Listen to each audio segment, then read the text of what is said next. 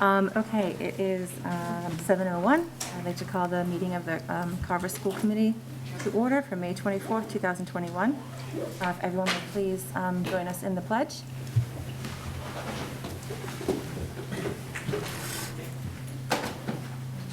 Allegiance to the flag of the United States of America and to the republic for which it stands, one nation, under God, indivisible, with liberty and justice for all.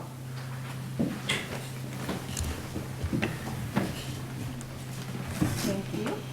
And Steve, if I can just give a reminder that this meeting is being held virtually in accordance with the Governor of Massachusetts March 12, 2020 order, suspending certain provisions of the open meeting law. And then this meeting right now is available on Area 58, live in the meeting room, and also via Zoom. Thank you. Excellent, thank you. Okay, so we're going to start with comments from the EAPC. Hi, everyone. I just, for some reason, Scott, I can't start my video. Yes, Tammy, just give me a second. I have to actually give you permission to do that. So if you give me 1 second, I will do that. Thank you.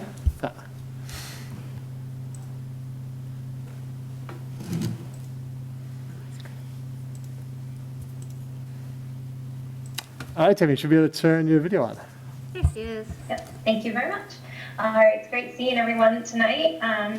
I just wanted to say a few things, have this opportunity to kind of celebrate some of the things that the EAPC has been doing. Just this past week, the EAPC, which was actually voted for last January, to continue when we all shut down back in March last year. We gave a $2,000 donation to Shane's Gives Thanks, and so we decided to continue that, and we did that again this last week.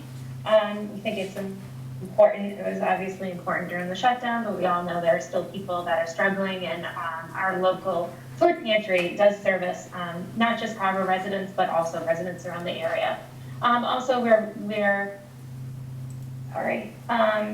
we also are looking forward to the convocation happening and the scholarship that we are giving to a student from the class of 2021.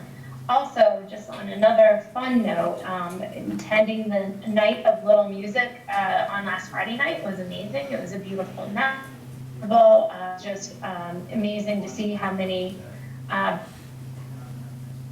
community really came together. A lot of men were there. Tammy, just Also, oh, that do have, we're talking about ESPs, Tammy, just so you know, you froze up on us a little bit. Yep. Yeah, so Tammy, you froze for a second. Oh, sorry. So you were talking about the Little Night of Music the other night, which is outstanding, and that's when we kind of lost you. Now you're back though. You're moving again. You spoke too soon. I don't know. No, okay. Your video off. Maybe she's not It's moving. still right there, though. It's a great, yeah, it's a great spot to be frozen, though. Maybe she turns her video off. Yeah. Tammy, try turning your video off. It might unfreeze you. Or not. Hold on.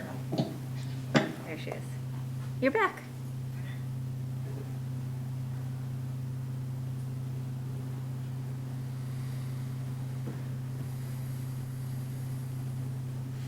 You're not frozen anymore, Tammy. Nope. Yeah, so I just wanted to say thank you, everyone, and have a good night.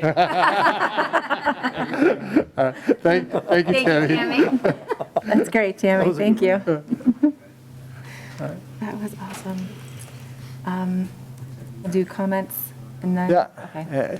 So just a reminder, anybody who's attending, if you'd like to participate in comments from the general public, this would be the time to put your name into the chat. So that would be great. So again, at this time, anybody who is interested in participating in comments from the general public who's attending via Zoom, if you could put your name into the chat at this time, that would be great. Excellent. We do have some people that are here in the room with us. Is there anyone that's present that would like to speak?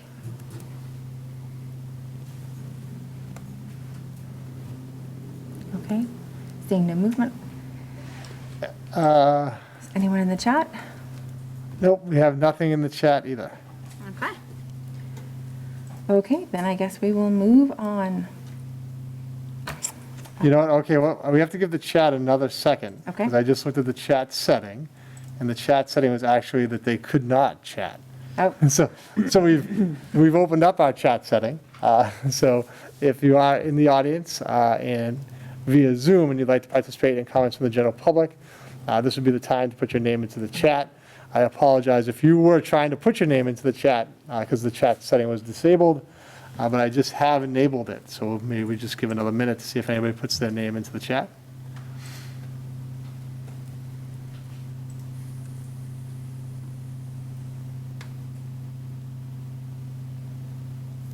Still not seeing any movement.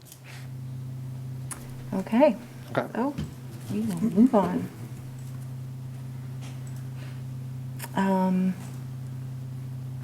We will go to approval of minutes for the April 26, 2021 school committee meeting. Anyone like to make a motion? I'll make a motion, we approve the April 26, 2021 open session meeting minutes. Excellent, we have a motion. Second? So we have a motion and a second. Any discussion? Nope. Okay. All those in favor? Aye. Aye. Aye. Abstain. I was not at that meeting. Yes. We were having not fun that day. All right, so they pass 3-1.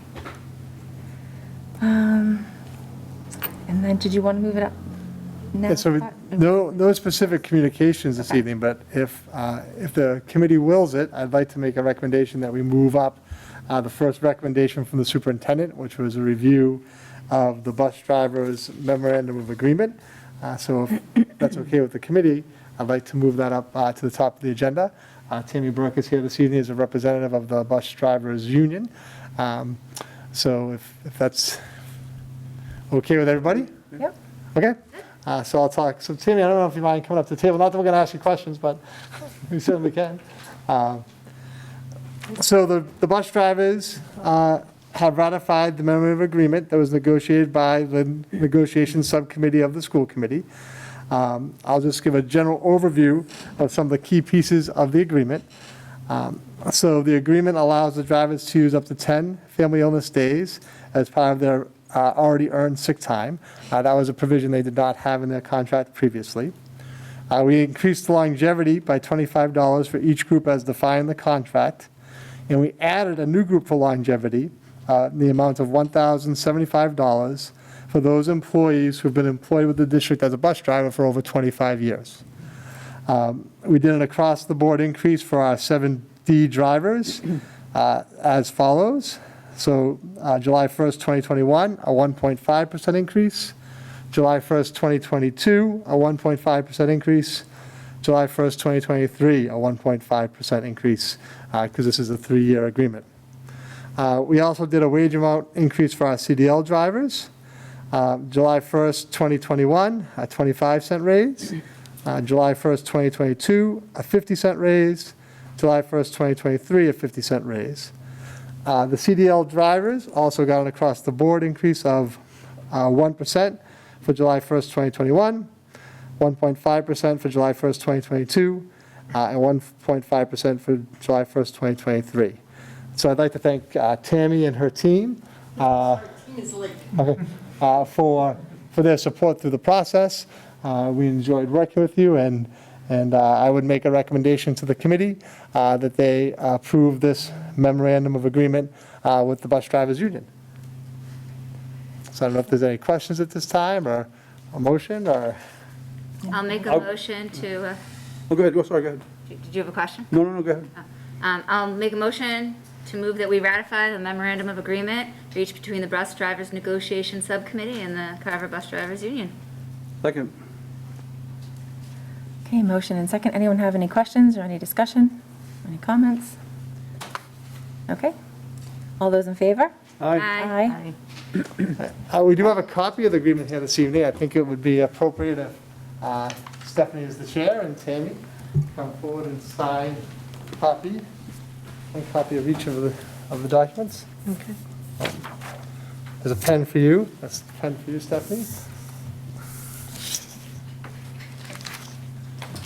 Sorry.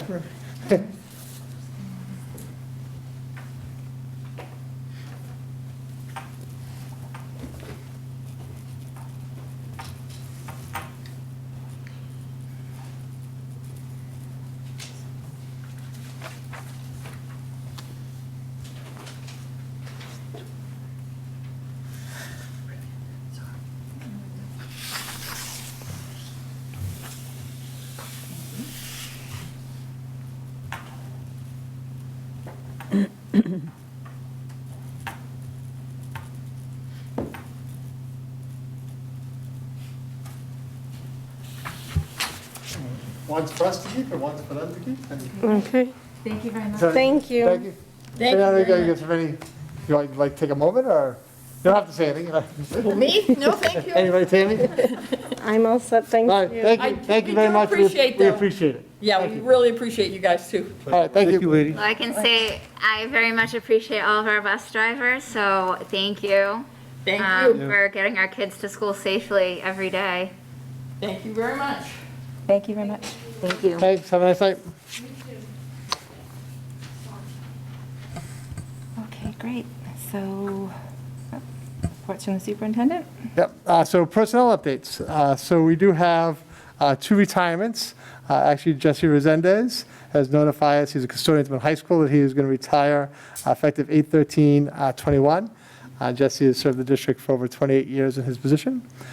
We also had, we found out the retirement of Sandra Slavin, who's worked as a lunch monitor at the elementary school, effective the last day of school, 6/18/2021.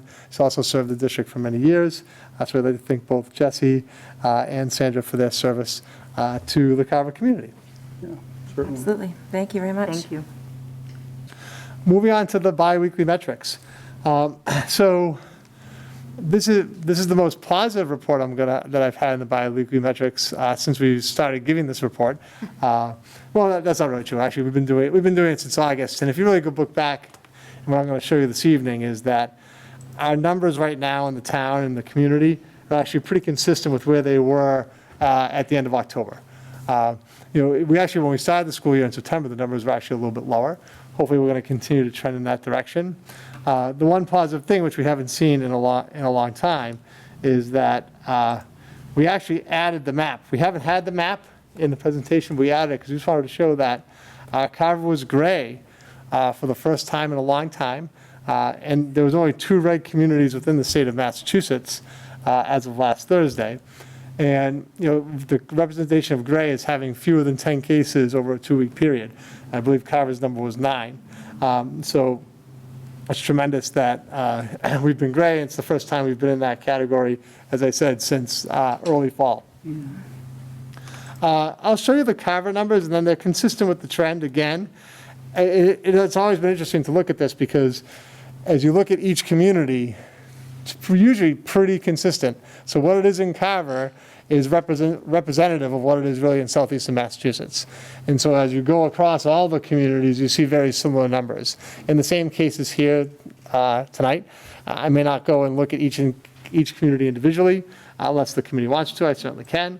But it's that same concept that, we've seen a real good trend in the numbers. So, for Carver, right now, for the last week, we only had 4 active new case count in 4 homes with a total case count of 4, which is the lowest this number has been since the Board of Health started tracking this data and publishing it on a weekly basis, which was back in November. For us, Carver, it's interesting to look at the black line here. The black line, if you remember, for those who need a little bit of a history lesson, this is when they changed the metric. Remember, the state had one system of metrics, and then really it was trending in a direction where everyone was going to be red, and they changed the metric a little bit. Their argument was that it wasn't necessarily representative of smaller communities. It didn't parse out that difference between a small community like Carver and a large community like, say, Brockton. So they changed the metric system a little bit. That's what that gray line represents. But if you actually, at that point, we had 8 active cases with a 1.39 positivity percentage. And if you look at the most recent data, we have 8 active cases with a 1.45 positivity percentage. So for us, for the town of Carver, the numbers are really the best they've been since that break, since that October 29th. And as you go across, if I pulled up each of these communities, you would see the similar trend. I think the only community that wasn't the case was maybe Plimpton. So if you go into each one, you'll actually see that the case count, the new positive tests, the rate of positivity, for most people is very similar to us, that it's the lowest it's been since this late October period. So it's a very good trend in data that way, and hopefully it continues that way. You know, as a point of reference, though, it is interesting to point out that it's still not lower than it was in September. You know, so if you look at our September numbers, they were lower than they currently are. But I think everyone believes we're really 100% trending in the right direction. If you want me to look at other communities, I certainly can, but my intention was to just give that kind of general overview and then move on unless you wanted to go community by community. Good. All right. I want to look at this quickly again because the numbers are just so good. You know, this is the state's interactive dashboard, which is updated as of today. So as of today, there are only 188 new cases, which is a very low number across the state. Again, looking at that same concept, if I did a comparison, we'd be talking about a comparison actually back to the summer in this case. To only have 188 new positive cases today, I think it tracked back to, I looked at it, maybe June was the last time, or July was the last time we had that few cases in one day across the state. Same thing when you start looking at hospitalizations. The numbers are also very good, you know, the best numbers they've been in a while. These are the charts we tend to look at. We tend to look at the cases chart. We tend to look at the hospitalization chart.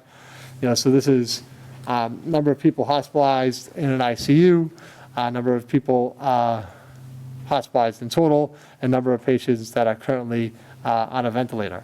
And our numbers, again, are tracking down in that direction with the best they've really been since October. Same thing as I said for the overall cases.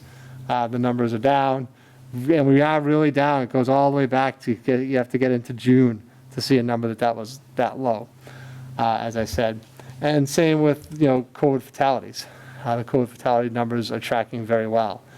So, you know, every indicator in this report is really, really positive.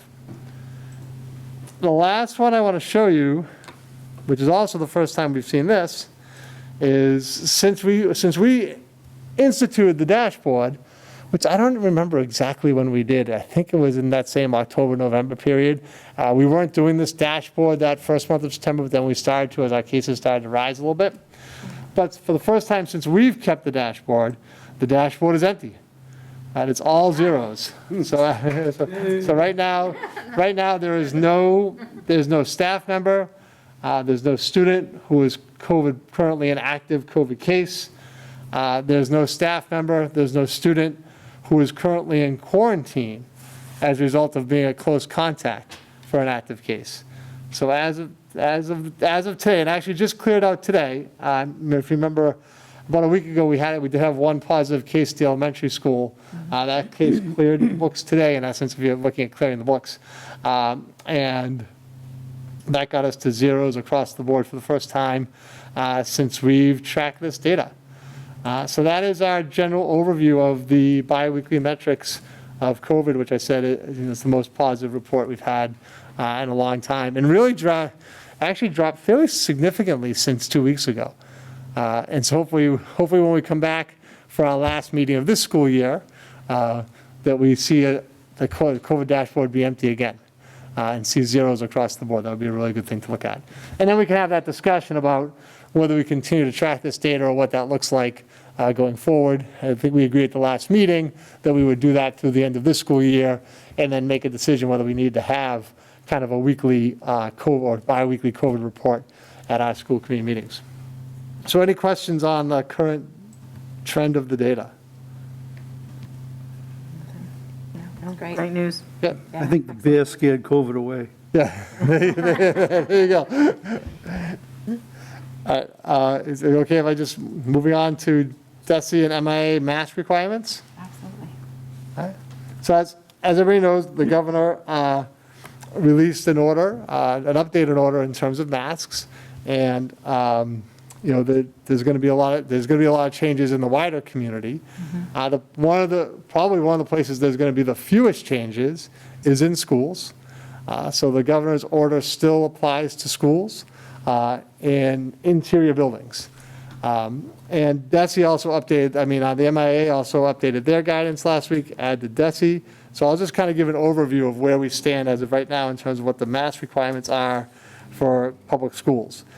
With a reminder that it was the governor's order still stands for public schools, requiring students and staff to wear their masks inside. So students are no longer required to wear masks outside for physical education, recess, or other outside classroom activities. Basically, the real summary of that is if you are outside, you're not required to wear a mask anymore as a public school student or a public school staff member. The staff actually, and I think this is an interesting part of the order, the staff is still required to wear a mask outside if they cannot properly socially distance. Okay. That is part of the guidance of the order that's in place. Students can share equipment as appropriate. And just a reminder, as I said, the inside rules have not changed. Students and staff are still required to wear masks while inside. And that is even after May 29th. So the May 29th, the mask order goes from an order to a guidance or a recommendation. But that is not true for inside a public school building. In terms of athletics, athletes on spring sport teams and active play outdoors are no longer required to wear masks.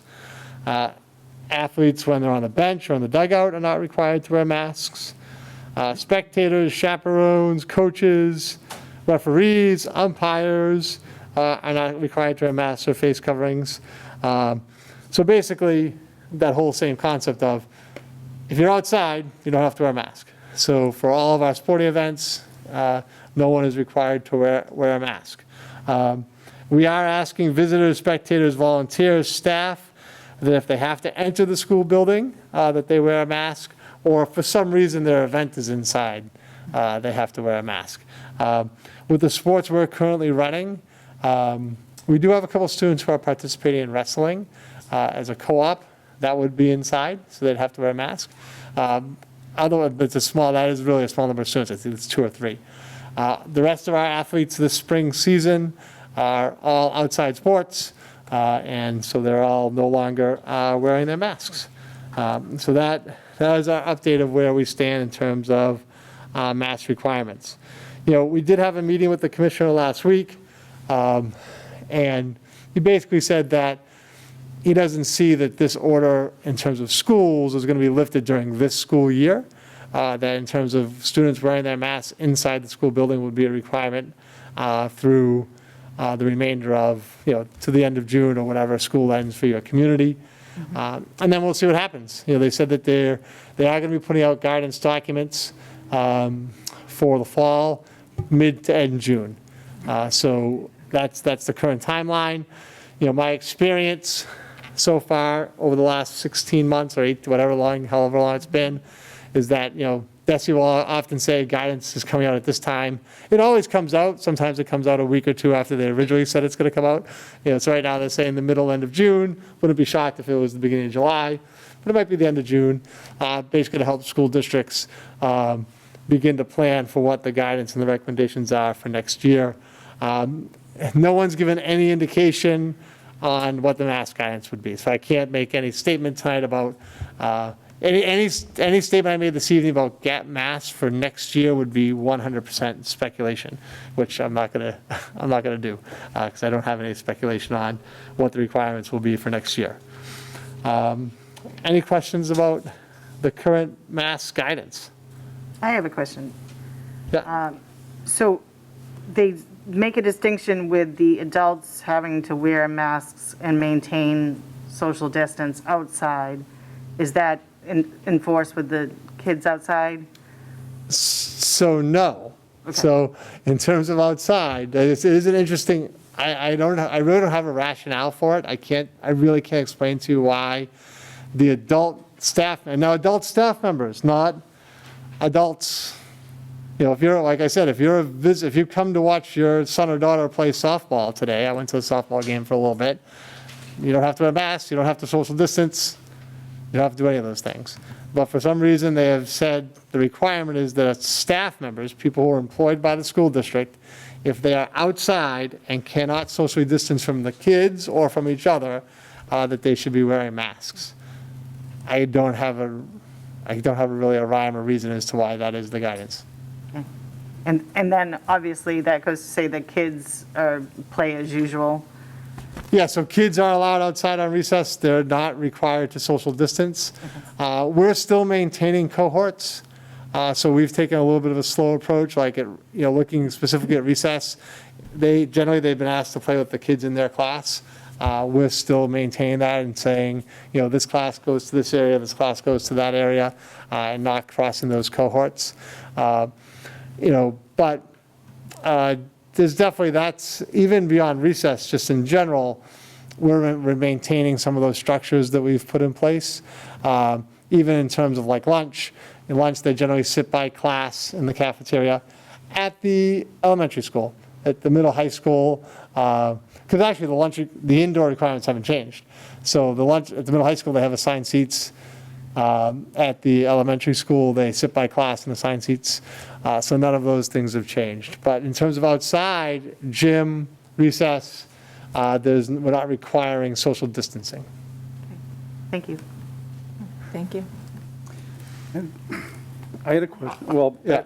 my question was similar or the same as Colleen's, because it doesn't seem quite fair that our staff has to wear masks and all the kids are unmasked outside, especially when the CDC came out, I think it was yesterday or today, saying the outdoor transmission of this is now, they've come out and said it was like 0.01%. Hopefully that changed. So after the 29th, it becomes not an order anymore, it becomes just a guideline? Not for schools. Not for school. So the governor's order is in place for schools inside of buildings until he removes that order. What about outside? And outside? No, outside is a recommendation. Okay. My question is, my question is regarding graduation. Graduation guidance came out, no masks. For anybody. I haven't seen it yet. Yeah, so That's my fault. if you want to ask that question, I haven't seen it yet. so guidance for graduation came out, which is contradictory to what I just said in terms of the recommendation. But guidance for graduation is no mask for anybody, staff, visitors, kids, no one's required to wear a mask. And actually, they lifted the capacity limits. Okay. So originally, we were only allowing 6 people to attend graduation. Each family could have 6 members. The 6 members had to sit together as a household on the field. Yeah. So we've lifted those requirements. So now, the interesting part of that is, things happen late. I mean, graduation's in 2 weeks. And so we've already ordered all of our stuff. But quite honestly, so what we're going to do for graduation is we're still doing 6 seats on the field per family. And then we're saying outside the field, like the gate of the track and the bleachers, whoever wants to come can come. And I want to make a distinction that is not a limitation. If we were not in COVID, if we had an outside graduation, we wouldn't be putting anybody on the field, quite honestly, except the graduates. First, it's a turf field, and it's not a great recommendation putting chairs on it. And so we would set it up differently and say that everyone could attend outside the fence. And the only people who would be on the field would be the stage, with whoever was on the stage, and the graduates. And everybody else would be outside the fence.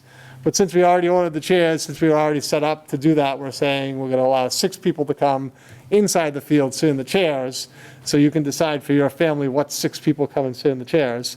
And then whoever wants to come outside the fence, come outside the fence. And I just want to make that distinction. I don't have a picture here. My distinction is outside the fence, I mean the fence that surrounds the track. not the fence that surrounds the facility. So there's 2 levels of fence there. Yeah. So you can come into the facility, you can come right down to the track, you can go to the bleachers, you can stand around the track, you can go wherever you'd like to go. The recommendation, which we are putting this recommendation out to people, is recommendation if you are an attendee who is not vaccinated, that you wear a mask. That is a recommendation, that is not a requirement. So we will, in our literature that's going out to families, we're saying that that is the recommendation, but there's, we're not, no one's going to be checking per se. But we will put that recommendation out there. All right, thank you very much. I know something came out, it's on me, I haven't seen it yet. Yeah, and I don't, You guys- no, it's good to ask. It's all tied to this topic of what the new regulations are. So really, it really is, the easy summary is if you're outside, you don't have to wear a mask. So we're only masking inside, really.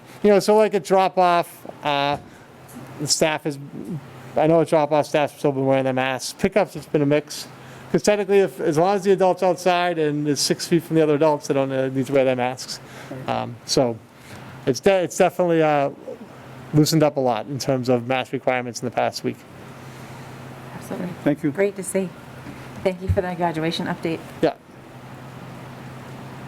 Okay, so next we have school lunch program updates. All right, so I'm going to turn it over to Ron, who's going to take us through what's been happening in food and nutrition services. Great. Thank you, everybody. So the reason for today's presentation, there's some really exciting news that came out of the feds just a few weeks ago regarding food service across the country.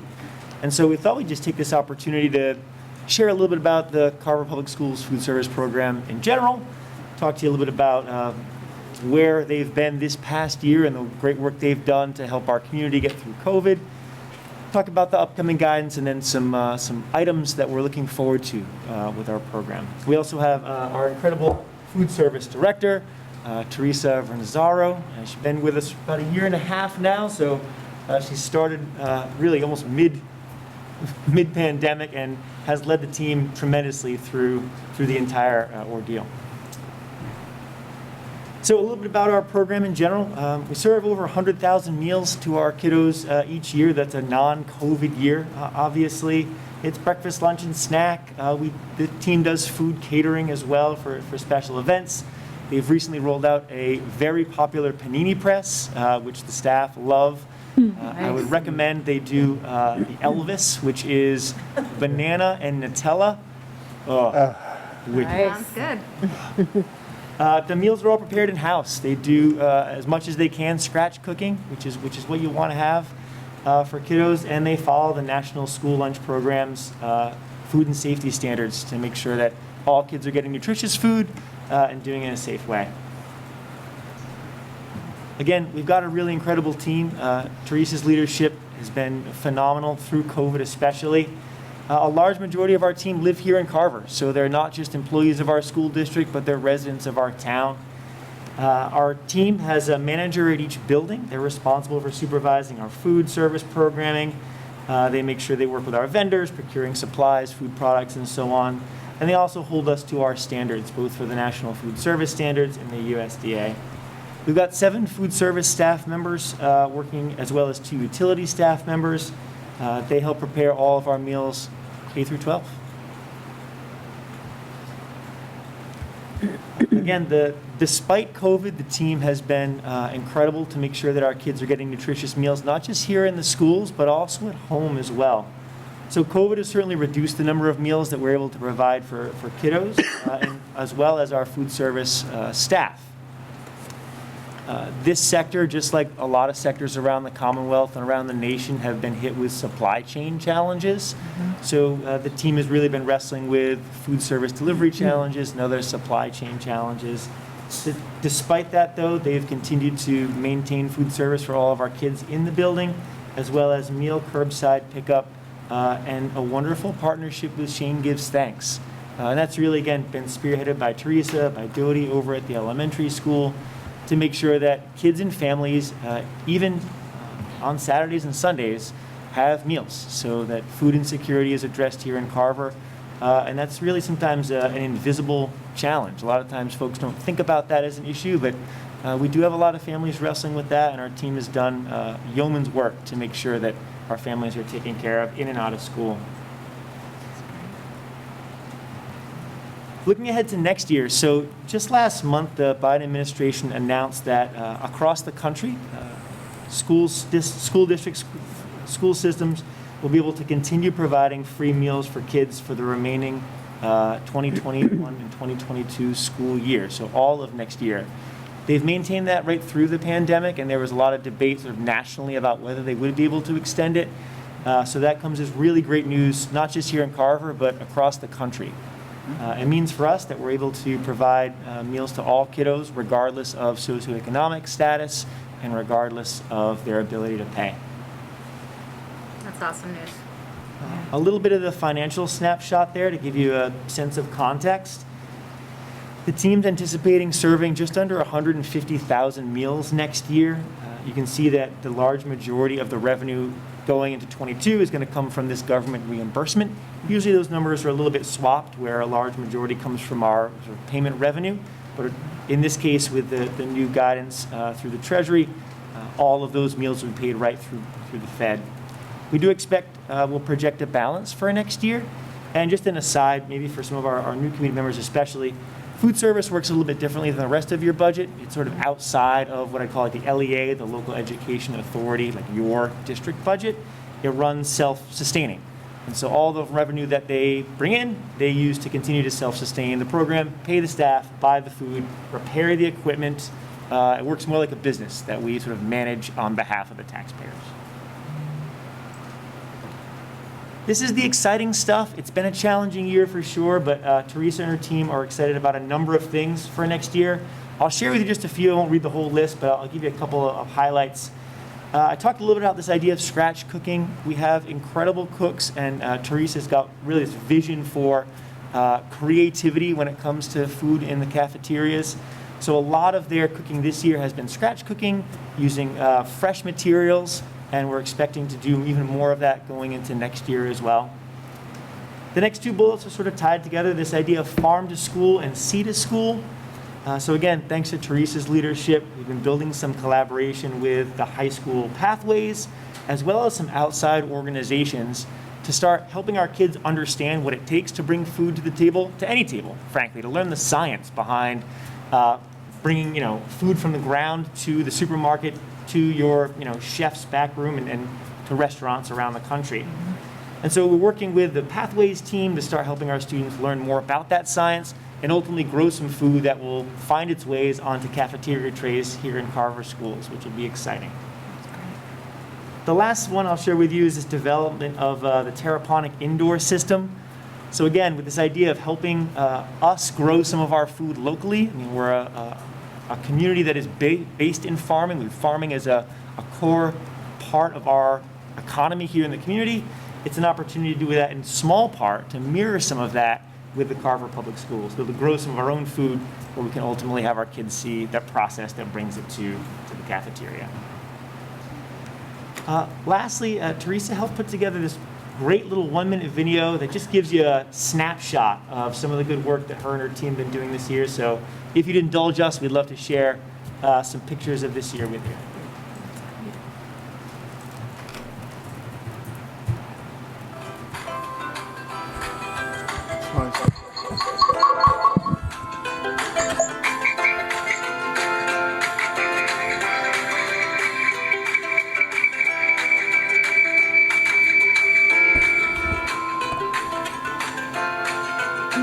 That's the Elvis right there, standing. It's dessert and lunch.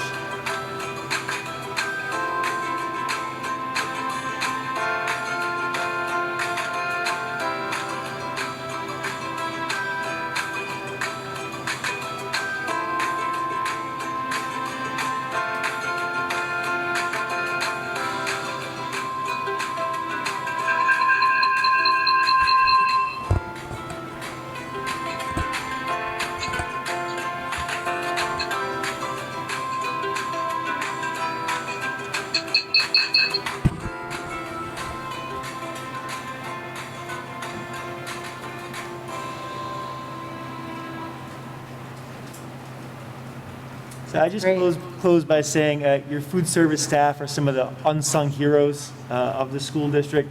They've been incredibly flexible. Their professionalism has been top-notch through the entire pandemic and really helped make sure that our kids get nutritious meals every day, whether they're here in school or not. That was fantastic. School lunch has come a long way since I was. I'm coming for lunch. My daughter raves about the chef salad. She gets so excited when she sees it. Is that the one with the egg in it? That is the best salad ever. So, That's great. Thank you very much. Yes, thank you, Teresa. Thank everybody at Food Service for us. We know you guys have done everything we've asked to do since the beginning of this whole thing, and we've never heard a no. We've always just can do all the time. So thank you. Absolutely. Okay, so we have upcoming events. All right, thanks, Ron and Teresa, thanks for all your work. Yes, thank you. Thank you. And Thank you. just highlighting some upcoming events. So as Tammy mentioned, actually, it's not on here because it already happened, but we did have the concert on Friday evening. It was an outdoor event. It was really spectacular to see the students have the opportunity to, so the band performed, the chorus performed, there's some individual musical performances. So it was really, had a nice turnout. So it was a really outstanding event. Friday night was a beautiful night. Got a little chilly at the end. But overall, we were excited to be able to do, starting to do some of the things we normally do. And the great thing about that, what they were really excited about in terms of, since it was outdoors and all the mask mandates had been lifted, they were planning on doing it through the masks that they were using. So the singers were going to wear masks and they were going to use the instrumental masks because that was the requirement. But when that all got lifted, they had the opportunity to perform without masks. So they were really excited to have that opportunity to perform without masks on Friday night. So believe it or not, tomorrow is actually the last day for our seniors, last full day of school. So they're going to be having a senior cookout during the day, and then they do a little, what they call the final bell, where the students, they decorate their cars and drive out of the parking lot at the end of the day. I did want to mention that we are doing some transition activities, specifically targeting maybe some of our remote students as well. So we traditionally do like a 5th to 6th grade move up. This year we're going to include all of our 6th grade students who've been remote. We had a few families reach out and say, we're 6th graders, we were remote this entire year. Yeah, there was some transition. You did some virtual presentations for us last year, but ultimately our sons and daughters, our kids have never really walked into that building. So we're going to kind of do a dual transition for 5th to 6th grade, including the 6th grade remote students, to give them the option to participate. They don't have to, but in terms of because they really have been on a different schedule, they haven't been part of the teams. So we're going to be including the current 6th grade remote students with all of our 5th grade events that are coming up. For example, like there's a grade 5 parent night virtually on Wednesday night. So the 6th grade parents who are remote have been invited to that as well.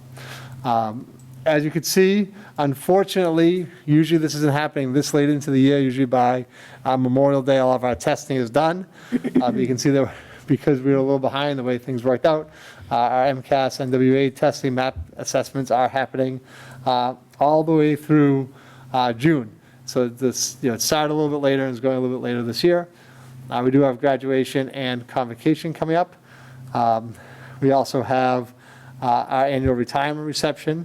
So we're going to bring that event back. We didn't have a retirement reception last year, but because of the changing guidelines, we're going to have one this year. We've invited the retirees from each of the last 2 years to attend the ceremony. So we're looking forward to that event. The middle high school is going to do an academic award ceremony in the evening, which is actually going to be a new event that has historically happened during the day. So on June 16th, 4 to 7, they're going to be doing an academic award ceremony. And then our last day for students is the 18th. So after, we have 18 days of school left. And there's a lot packed into those 18 days. Absolutely. That's Obviously, as a committee, you're invited to any and all of these events in terms of graduation, convocation, retirement reception, any of the transition events, the award ceremonies. So just let us know and we can provide you information on how to access those events. It's great to have so many positive things to look forward to and Yeah. that are actually happening in person. Like this is just It's so great to see these things on a calendar.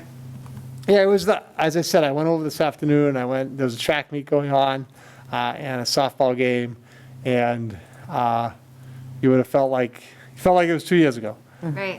In terms of the number of people at the facility, the number of students participating in athletics, honestly,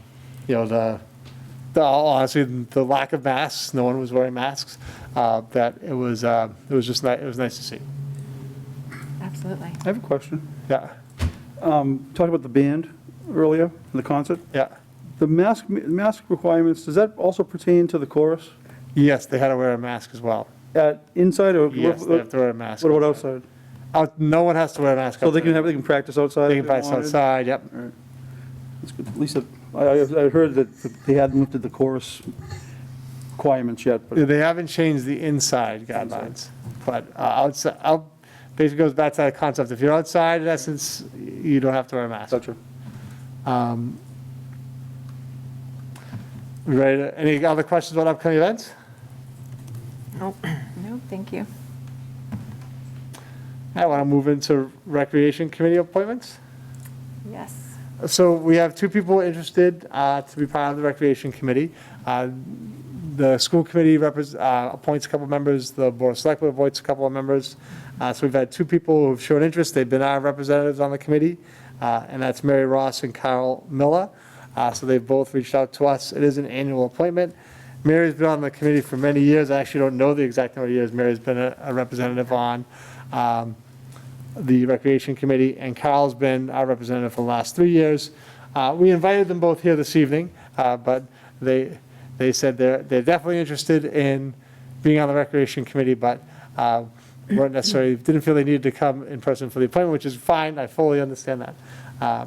So I would make the recommendation that we nominate Mary Ross and Carl Miller to be our representatives on the Recreation Committee. I'll make that motion to appoint Mary Russ and Carl Miller to the Recreation Committee. Second. All right, we have a motion and a second. Any further discussion? Nope. All those in favor? Aye. Thank you very much to Mary Ross and Carl Miller for volunteering to continue to be our representatives on the Carver Recreation Committee. They have done some tremendous work. Absolutely. So, I thank was you very hoping Mary much. would be here so I could ask her how qualified she was. Oh, she'd get a kick out of answering that question. Oh, I know. We are very lucky to have such very active community members to serve on our rec committee, and they do some amazing events for the kids in this town. Sure do. Absolutely. Okay, so next item on the agenda is selection of a school committee member representative on town administrator screening committee. So the select board at their last meeting actually established the committee. And as part of doing that, they wanted to invite a member of the school committee to have a representative on the screening committee for hiring of the town administrator. The composition of the committee is going to be a member of the school committee, a member of the finance committee, a member of the planning board, a member of the business community, 3 members at large who are to apply, so any town citizen representative who wanted to apply to be part of the committee, and 2 of the 4 public safety chiefs to be chosen amongst themselves. So they're going to decide which 2 are going to be representatives on the committee. So I can't give you a lot of detailed information about when the committee is going to meet, because I knew that would probably be a natural question. But in reaching out to Elaine Weston, Elaine said that their plan is to actually form the committee first, bring the committee members together, and then have the committee members themselves decide on the timeline, the process, and when the meetings are going to occur. My assumption would be that they'd be in the evening, but I really can't say that 100% that they'll be in the evening. But I think that would make sense that there'll be night meetings. So the goal is to have all the representatives of the committee established by June 1st, then bring that committee together to move forward with the process of hiring a new town administrator. Okay, So turn it back to the committee to select the representative. right? I would be interested in serving on that if nobody else had any objections or interest. Yeah, I wanted to serve on it as well.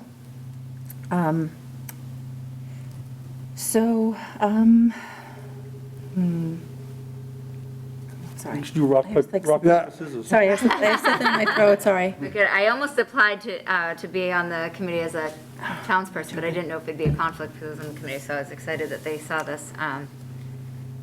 But Oh, yeah, no, absolutely. I had asked, and they said that when they had announced what they were going to do, I thought it would be a good opportunity for us to have someone to represent the schools there, especially, given our percentage of the town's budget.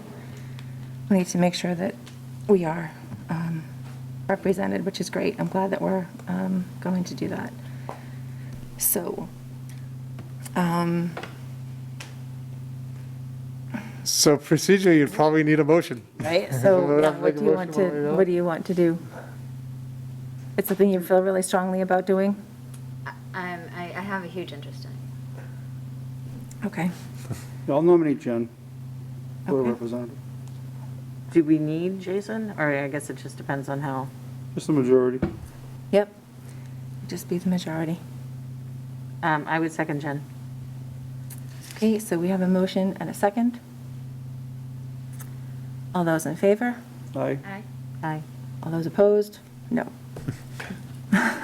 So, no offense. I feel pretty strongly about being our rep, but that is not a problem. That is the will of the committee. So thank you very much for representing us. We can And I'm sure you'll keep us posted with how that develops. I will keep you very well updated, I promise. So Jen, I will notify Elaine Weston tomorrow that you've been selected by the school committee as the representative, and then she'll be reaching out to you in terms of next steps in the process. Perfect, thank you. Excellent. So now we move on to budget transfers. Back to Ron. Everyone. So you've got your full budget update as usual. I'll give you a couple of quick highlights from local, state, national level. You've got warrant signatures here for the end of the meeting for May, both payroll and expenses. Quick update in Beacon Hill. Senate Ways and Means Committee advanced the 22 budget. That's exciting. It's off to the full Senate. They start work on that tomorrow. It's excellent news.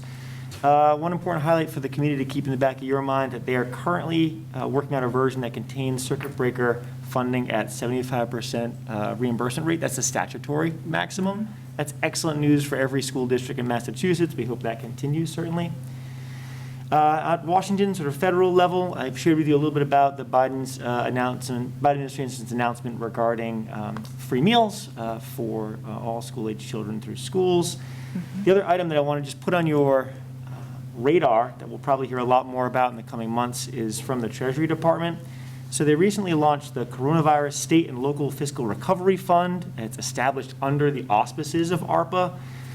The fund is essentially designed to help local municipalities sort of fill revenue shortfalls that have been created through the pandemic. The exact calculations of that just came out recently from the Fed. They're going to be filtered through the state and county levels.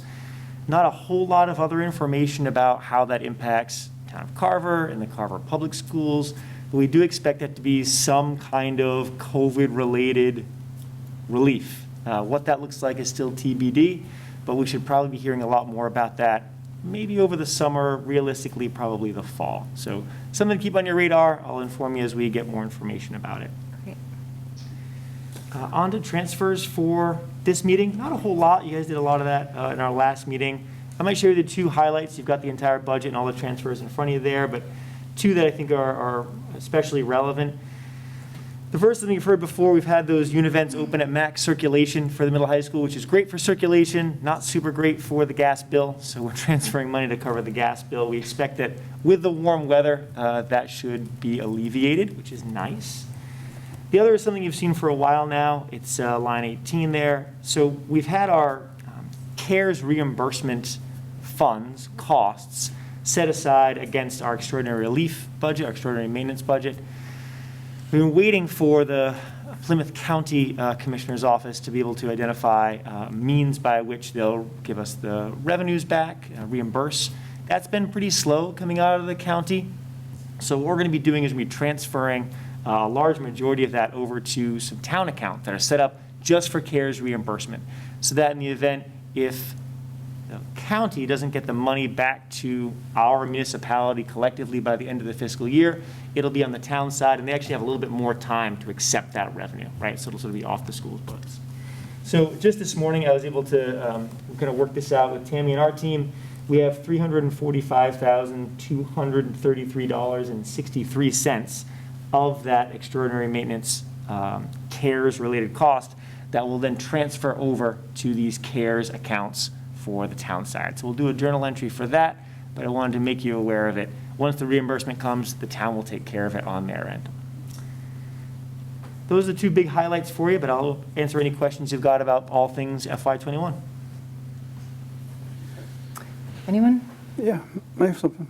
Ron, who's the county commissioner, Plymouth County Commissioner? Do you know the name? O'Brien, John. Tom O'Brien? Tom O'Brien. Tom Thank you. O'Brien. Tom O'Brien. Yeah. He did a presentation for us for healthcare one time, didn't You did. he? Yeah. He's great. We just did a workshop with him, I don't know, a week or so ago now, about all of these sort of CARES acts coming through and ARPA and what the rules of the road are and what they don't know yet. Yeah. So you waiting for them to create a mechanism to get to reimburse us? No, the mechanism already exists. It's Yeah. just that it's been really slow. Well done. And kudos to being thoughtful and making sure they're doing it well. But by doing it well, it does take a lot of time. Okay. And our fiscal year just ends on June 30.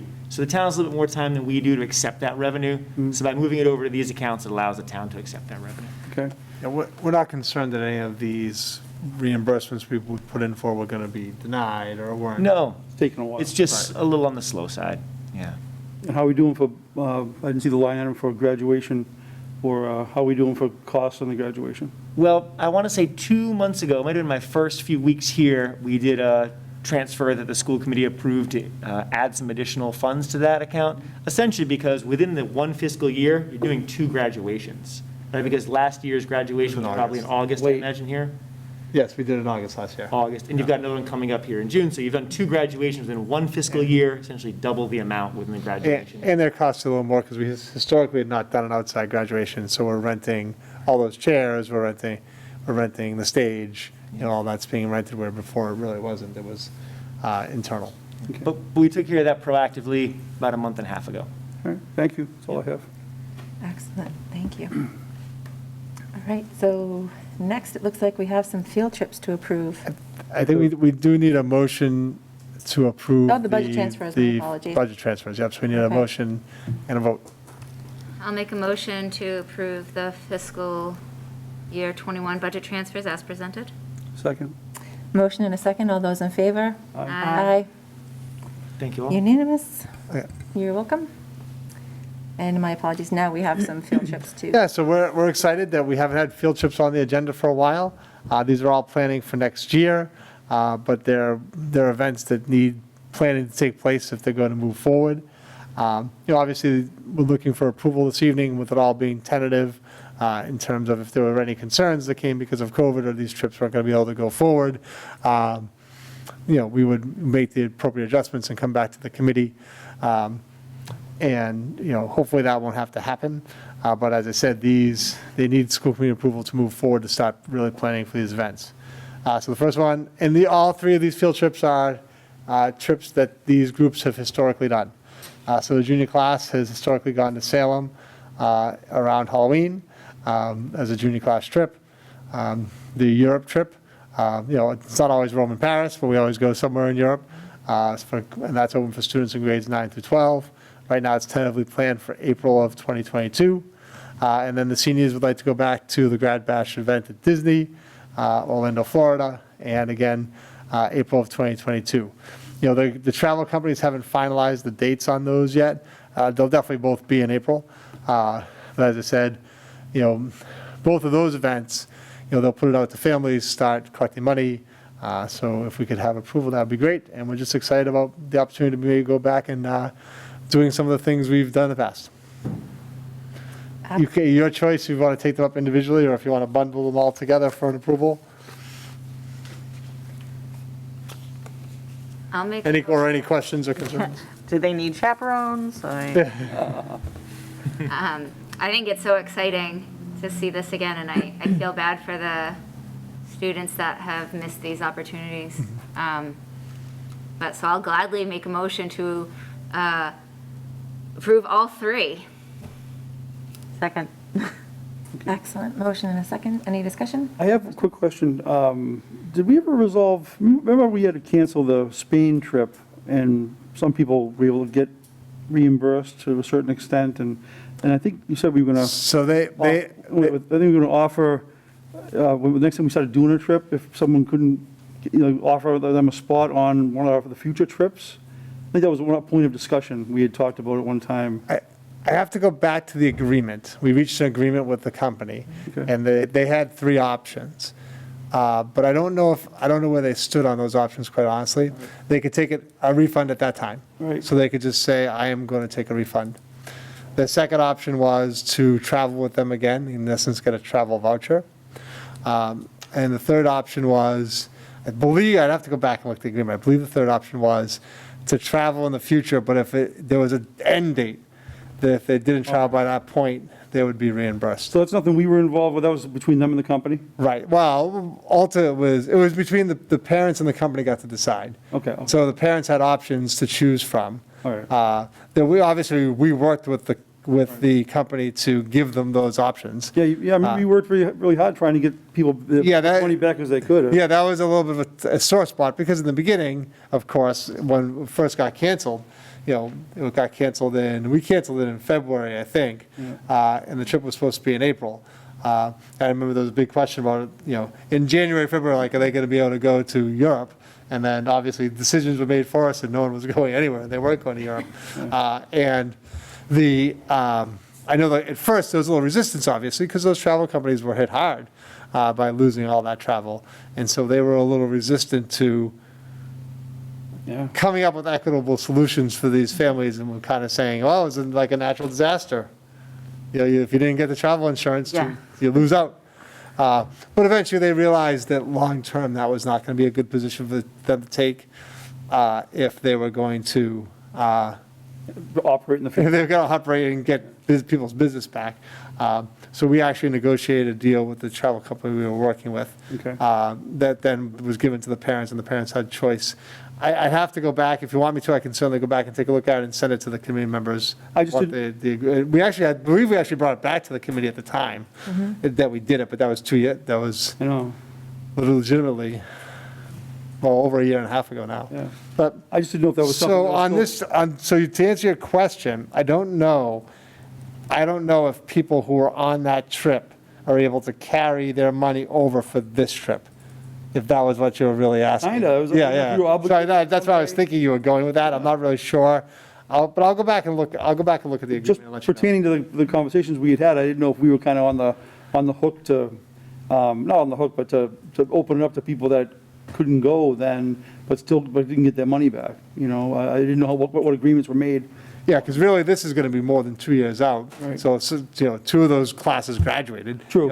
Obviously, I'm positive all the seniors took the money. Yeah. They were actually offered the opportunity to travel with the company in the future on their own, Okay. but I'm pretty sure they took the money at the time. There was a little bit of a loss for them, but it was very small compared to what the total cost they had paid. And then I think some people did carry it over, saying, well, maybe if we're going to be able to go next year, I'm going to go. I just don't remember if then they have another year carryover or whether they were getting cashed out now. But I can get back to you on that. All right, and you'd still recommend trip insurance for especially the Europe trip? I don't know if I can give a personal recommendation on trip insurance. And I think that's Maybe you shouldn't give a I think that's- recommendation, but ultimately, that's a choice that everyone needs Right. to make, whether or not they're going to take trip insurance or not. I mean, ultimately, this worked out fairly well, for families. For example, and we never necessarily even talked about this, but, I've taken groups to Washington DC, and we had a group planned to go to the inauguration this year. So that, before COVID, before all that, we had started planning for that. We had already collected money. I had 20, 25, 30 kids signed up. But then obviously, we made the decision over the summer that we said it's not realistic that this trip's going to go forward. We canceled at that time. Everyone got a full reimbursement except for their deposit. So people lost their initial $100 deposit, whether they took the trip insurance or didn't take the trip insurance. So I think the companies have been working with people pretty well, like I said, because they want to maintain the business going forward. well, just for a little history on this, when this first happened, Scott and I were like emailing each other and calling each other like at night after night, like when a new story would come out from something going on over in Europe, we're like, did you see this? Did you see this? Did you see this? Because that was one of the hardest decisions we made. It was one of the first decisions we made. It was the first big decision we had to make about COVID, whether we were going to allow the Europe trip. Like I said, like a lot of COVID decisions, the decision ended up getting made for us, and it really wasn't, Yeah. it ended up not being that hard of a decision because decisions were made for But I'm us. sending articles like the whole sections of like Barcelona being shut down and like. And that's where we were going. We were going to Yeah. Spain, I believe. Yep. Anyway, sorry. Great. Yeah, but I will go back and do a little research on that agreement, because I have it, we have it. Great, so we have a motion and we have a second. All those in favor? Aye. Aye. Aye. Motion passes. Okay, and that brings us to reports from the school committee, if anyone has anything they'd like to say. I'll go first. I just want to continue to thank all of our Greater School Committee. I can't believe that we just have basically like 4 weeks of school left. I was talking with one of the teachers at the school building, and she made a comment about, the number of school days left. I think, like Scott said, it's like, 18, and this year has felt like the longest year ever, and we are in like the home stretch or in the final inning. And so, we just 4 more weeks of high energy and enthusiasm, and then we can all have a nice deserved summer break. So I just want to thank everyone for their continued perseverance. I'll echo Scott's sentiments of, driving around this weekend. It was so nice to pass by ball fields and see kids out there, playing without masks on. On a personal note, I can say that my daughters came home from school telling me it was the best day ever when they got to play handball in gym outside without masks, without having to stay 6 feet away from their friends. They said it was their best day of school ever. It's just, it's refreshing to see these line items. It's refreshing to see the numbers down so low. Everybody working collectively to just be safe and healthy, and a resemblance of normalcy coming back. So I just appreciate everyone's efforts and everything they've done to keep our community safe and to work together. And 4 more weeks, so let's finish it out strong. And that's all I have to say tonight. Thank you.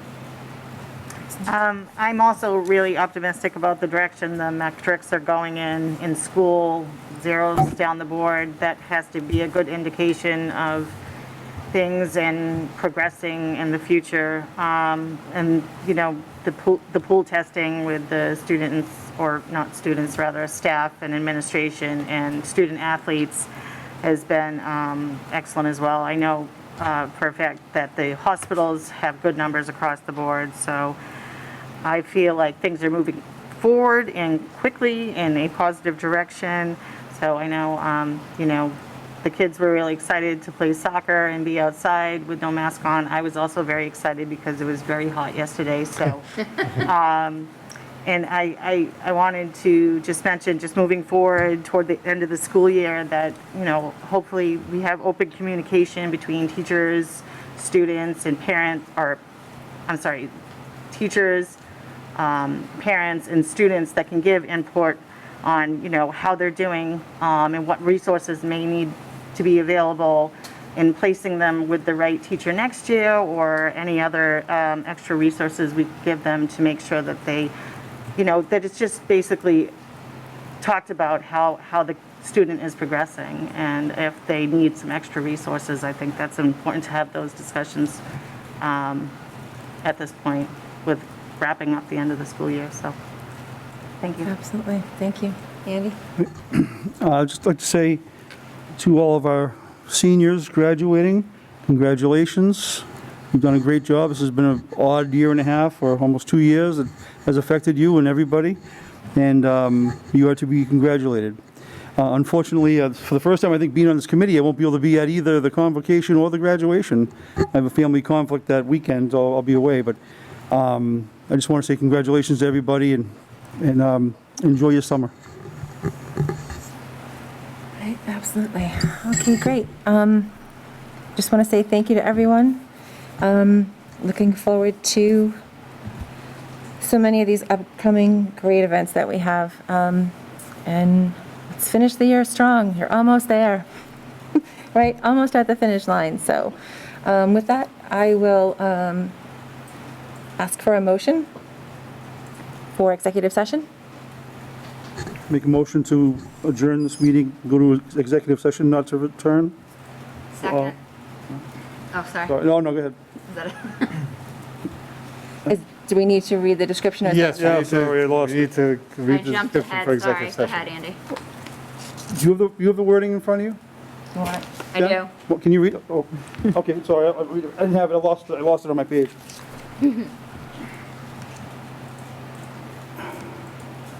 Okay, I'm making a motion to adjourn this meeting, regular meeting, and go to executive session for the purpose of discussing strategy with respect to collective bargaining for union and non-union personnel, and to discuss the reputation, character, physical condition, and mental health rather than professional competence of an individual, or to discuss the discipline or dismissal of, or complaints or charges brought against a public officer, employee, staff member, or individual. Okay. Second. There you go. A motion and a second. This is a roll call vote. So Andy, Andy Cottarelli, aye? Jen, Jennifer Pratt, aye. Colleen, Colleen Zanuski, aye. Stephanie Clarity, aye. The meeting is adjourned at 8:13 PM. All right, thank you, everybody. Thank you very Have a nice much. evening.